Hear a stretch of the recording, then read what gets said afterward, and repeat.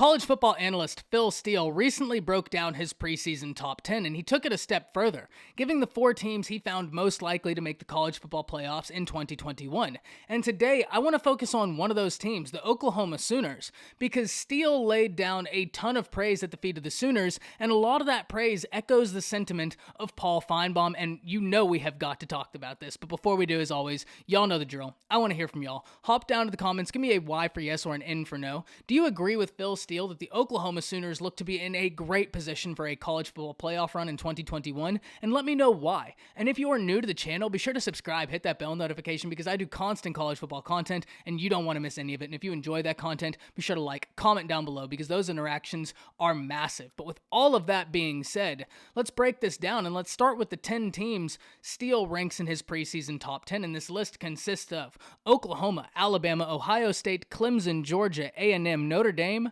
Iowa State, Washington, and then Cincy. But I want to focus specifically on the Oklahoma Sooners because Steele had a bevy of reasons as to why he believed the Sooners were uniquely situated for success in 2021. And he broke it down from sweeping things to even grading the units for the Oklahoma Sooners, and you know we're going to talk about it all. But the one thing, and the first thing he said that was very compelling to me, was pointing to not only what it is Lincoln Riley does with quarterbacks. I think we're all well aware as to what Lincoln Riley does with quarterbacks. I mean, he is a quarterback guru, and the Oklahoma Sooners have earned the moniker of Quarterback University for a reason. But he pointed to what it is Lincoln Riley does with veteran quarterbacks in particular. And I mean, my goodness, it's only 2 Heismans, a Heisman finalist. And when you look at the situation right now, he has Spencer Rattler going into his 2nd year starting, but this is Spencer Rattler's first offseason without any sort of disruptions and a complete offseason. And if you're asking me, of all the returning quarterbacks that were starters last season that are returning starters this year, which quarterbacks in that list stand to grow the most from a healthy, complete offseason? I mean, Spencer Rattler has to be at the top of that list, or near the top at the very least. And that's not to say I think that Spencer Rattler was a bad quarterback. He was easily one of the most talented quarterbacks last year, and the stats showed it, ranking in the top 10 in almost every major stat in the nation in his first year starting. I mean, he was really, really good last year.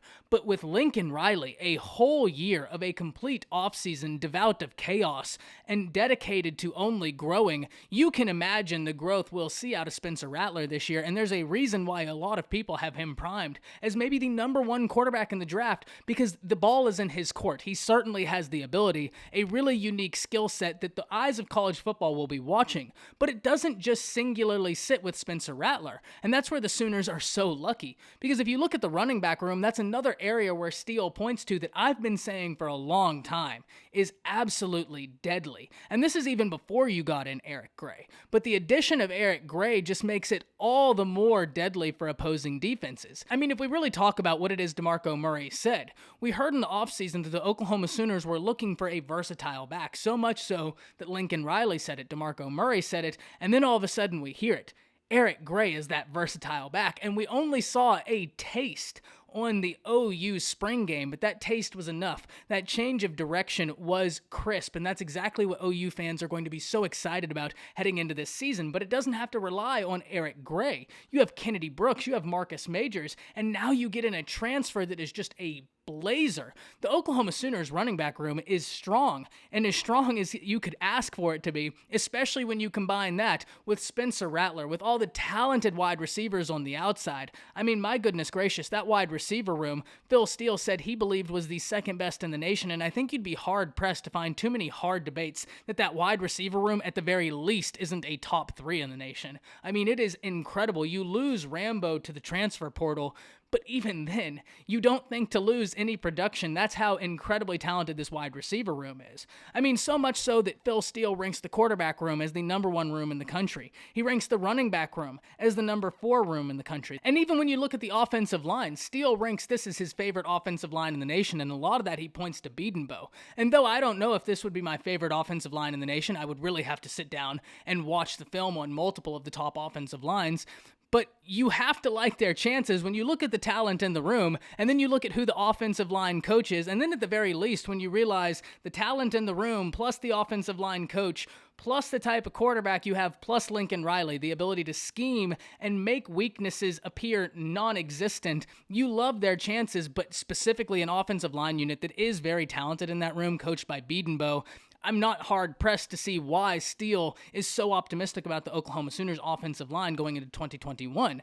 But it wasn't just the offense that he was laying the praise on. It was the defense, and that's something that we've talked about at length here on this channel. And there's this kind of air that, well, the Oklahoma Sooners haven't had a good defense in the past, and I assure you that's changing, because if you watch the Sooners last year, this was a solid defense, and their front seven is as solid as any in the nation. I mean, when we're looking at the Oklahoma Sooners defense as a whole, the defensive line, Steele ranks as the number 3 unit in the nation. The linebackers unit he has as number 9, and the DB unit he has as 3. Now this is, like I said, Steele is laying high praise at the feet of the Sooners, but when you look at the defensive rankings from last year and the growth and the way that team finished relative to the way they started, this defense was a defense that was flying high at the end of last season, and they retain a lot of guys on this defense. I mean, I believe, if I'm not mistaken, 8 guys are returning on this Sooners defense, so you're not worried about a ton of inexperience. And the places you do have inexperience, you can kind of mitigate that inexperience